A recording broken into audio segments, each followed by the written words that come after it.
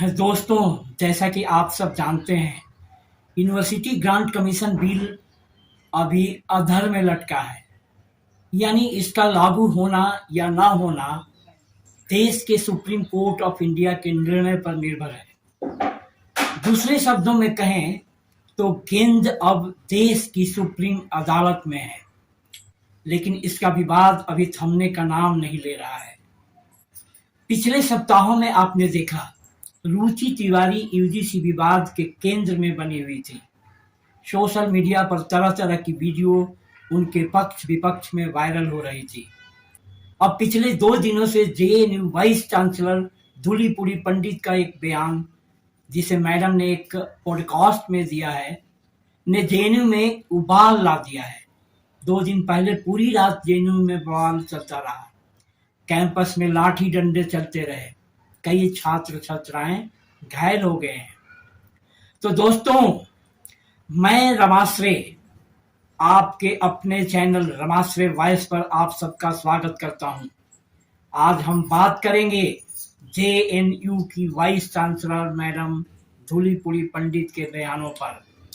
दोस्तों, सबसे पहले यदि आपने चैनलवा को सब्सक्राइब नहीं किया है तो तुरंत कर लीजिए और घंटिया टन से बजा दीजिए। वीडियो को लाइक और शेयर करना ना भूलें। आपके कमेंट हमारे लिए बहुत महत्वपूर्ण हैं। तो दोस्तों, सबसे पहले धूलीपुरी जी को सुनते हैं। Permanent victimhood, and you cannot progress by being permanently a victim or playing the victim card. This was done for blacks. The same thing was brought for Dalits here. And the question is, by making somebody the devil, it's not easy to progress, and it is a temporary type of I would say it's more like a drug. Temporarily trying to say this is the enemy, you shout at it and then you'll feel good. तो दोस्तों, आपने देखा madam जी बहुजनों से साफ साफ कहती दिख रही हैं कि बहुजनों, अपना दुखड़ा रोना बंद करो। साथ ही मैडम जी बहुजनों की तुलना पश्चिमी देशों के ब्लैक्स कालों से कर रही हैं। बाद में यह भी कहती पाई जाती हैं कि वह भी बहुजन समाज से आती हैं। भाई लोग उनकी इस बात को पकड़ लेते हैं। देखो देखो, तुम्हारी अपनी बहुजन समाज से आने वाली वाइस चांसलर मैडम भी तो कह रही हैं कि विक्टिम कार्ड खेलना बंद करो। वह तो यहाँ तक कह रही हैं कि यूजीसी इक्विटी बिल सीधे सीधे भाई लोगों को बिना वजह कटघरे में खड़ा कर रहा है।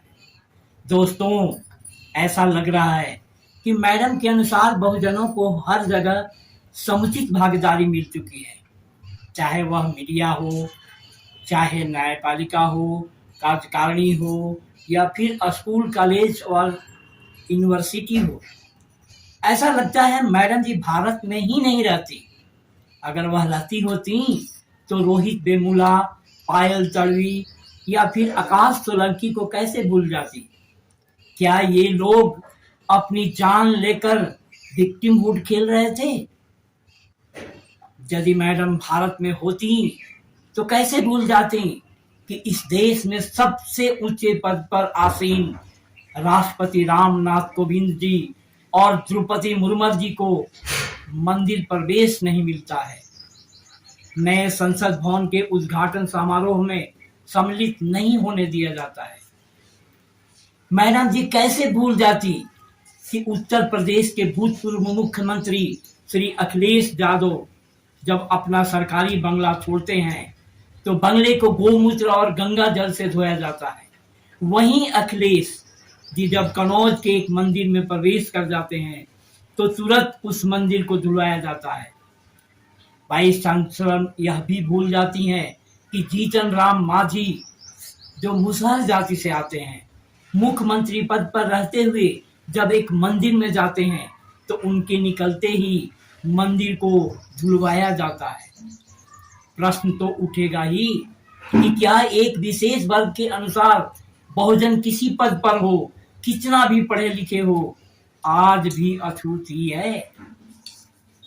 अब सवाल यह है कि क्या सच में मैडम जी भारत में नहीं रहती, या फिर समाचारों से अवगत नहीं है या उन्हें समझ नहीं है, फिर क्या है भाई? मैडम जी को इतना भी मालूम नहीं कि एक माँ अपने बच्चे को तब तक दूध नहीं पिलाती जब तक बच्चा रोता नहीं। अब दो चीजें हो सकती हैं। पहली, हो सकता है मैडम को किसी ने अपने एजेंडे के तहत बैठाया हो और ऐसा न बोलने पर उन अपनी नौकरी जाने का खतरा हो। अपने देश की बड़ी पार्टी का कहना है कि वह जो भी कर रही है देश के बहुजनों के लिए कर रही है। उसने बहुजन भारत का प्रधानमंत्री और राष्ट्रपति बना रखा है। पार्लियामेंट में उनके बहुजन सांसदों की तादाद सब पार्टियों से ज्यादा है। यह अलग बात है कि ये लोग बहुजनों की कितनी बातें करते हैं।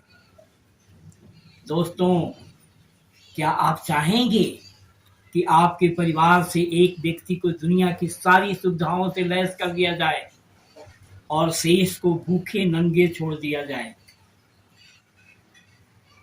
दोस्तों, यह सिर्फ एक बयान का मुद्दा नहीं है,